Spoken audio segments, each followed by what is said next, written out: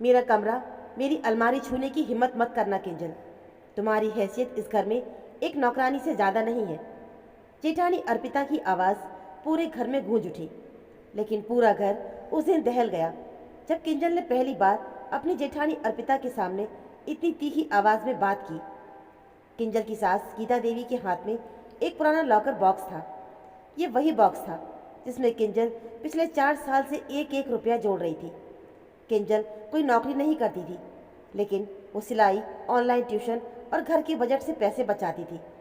Box खुला तो सबके होश उड़ गए। उसमें पूरे 4 लाख कैश और कुछ सोने के सिक्के थे जो किंजल को उसकी स्वर्गीय माँ ने दिए थे। सास गीता देवी की आंखों में चमक आ गई। इतने पैसे और तुमने हमसे छुपा के रखे? ये तो धोखा है। किंजल ने झटके से बॉक्स छीना और कहा, धोखा मैंने नहीं, इस घर ने मेरे साथ किया है माँ जी। ये मेरी मेहनत की कमाई है। वहाँ पति विपिन, जेठ पंकज और ननद कोमल भी मौजूद थे। सबकी नजरें उस रकम पर गड़ चुकी थीं। उसी शाम खाने की मेज पर ड्रामा शुरू हुआ। पंकज ने कहा, किंजल, मुझे अपने नए शोरूम के लिए पैसों की सख्त ज़रूरत है। तुम ये पैसे मुझे दे दो, मैं डबल करके लौटा दूंगा।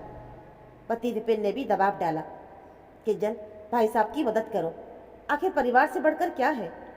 किंजल ने शांत होकर कहा, जब 2 साल पहले मुझे अपनी बीमारी के इलाज के लिए 50,000 रुपये की ज़रूरत थी, तब भाई साहब ने कहा था कि फालतू खर्चों के लिए पैसे नहीं हैं। तब परिवार कहाँ था विपिन? इस बेइज्जती से तिलमिलाई जेठानी अर्पिता ने पीठ पीछे एक नई चाल चली। उसने किंजल की ननद कोमल के साथ मिलकर किंजल के कमरे की नकली चाबी बनवाई और एक दोपहर जब किंजल घर पे नहीं थी, उन्होंने वो लॉकर बॉक्स चुरा लिया। शाम को जब किंजल लौटी तो उसने देखा कि अलमारी का ताला टूटा हुआ है और बॉक्स गायब है। वो घबराने के बजाय सीधे हॉल में आई, जहाँ पूरा परिवार जश्न मना रहा था। अर्पिता हंसते हुए बोली, मिल गए पैसे, अब ये पंकज जी के बिजनेस में लगेंगे। गीता देवी ने जैसे ही बॉक्स खोला, सबके चेहरे का रंग उड़ गया। बॉक्स बिल्कुल खाली था, उसमें सिर्फ कागज़ के टुकड़े भरे हुए थे। किंजल मुस्कुराई और बोली, आप लोगों को क्या लगा माँ जी?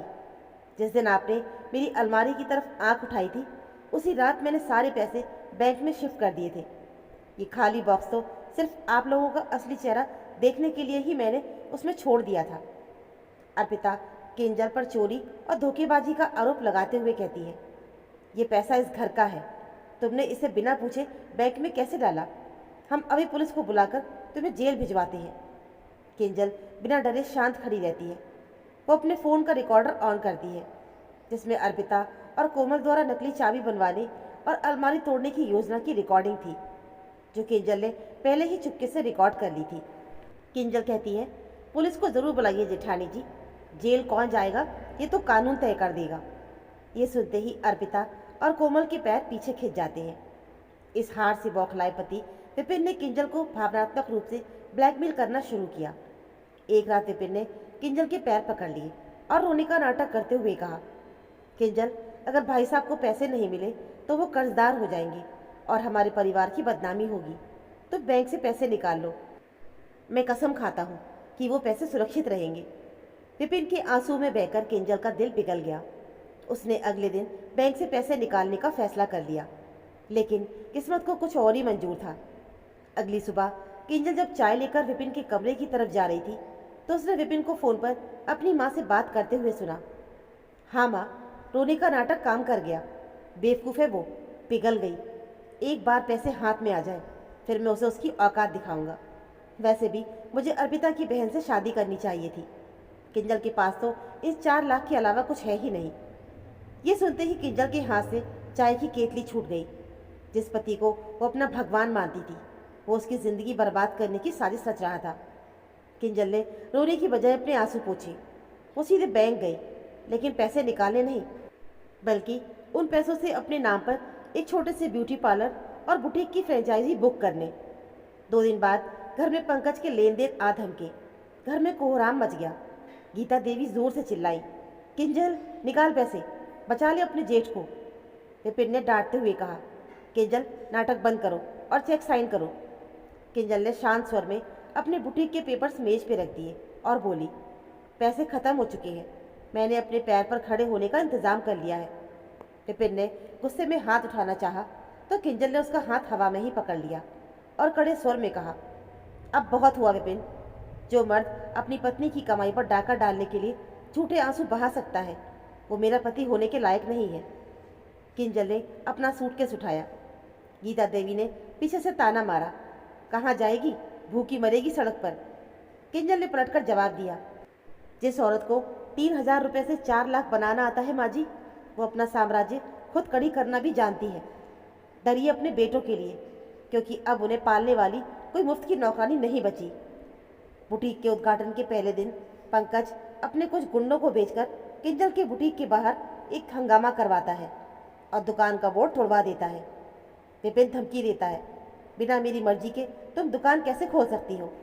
मैं इस शहर में तुम्हें चैन से काम नहीं करने दूंगा। लेकिन किंजल अब कमज़ोर नहीं थी। वो स्थानीय महिला संगठन और पुलिस की मदद लेती है।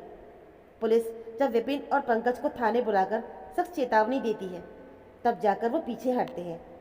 इस घटना से किंजल का हौसला और बढ़ जाता है। 1 साल बाद किंजल का बुटीक शहर का सबसे मशहूर बुटीक बन चुका होता है। वो अपने नए घर की बालकनी में खड़ी चाय पी रही थी। वहीं दूसरी तरफ पंकज का बिजनेस डूब चुका था।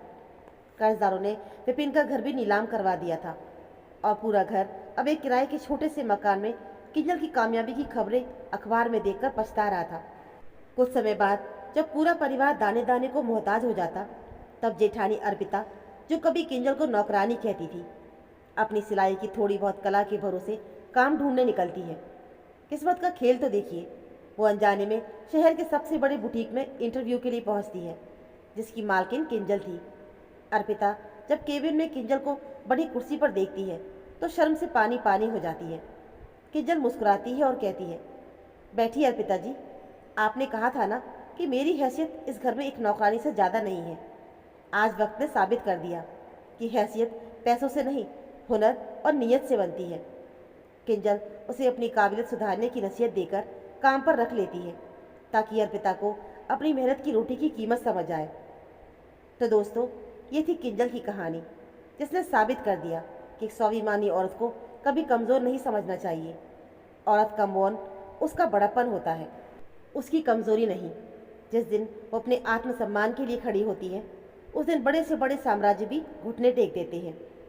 तो दोस्तों, अगर आपको कहानी अच्छी लगी हो तो वीडियो को लाइक, शेयर और चैनल को सब्सक्राइब ज़रूर कर लें। मिलते हैं फिर एक और ऐसी नई कहानी के साथ।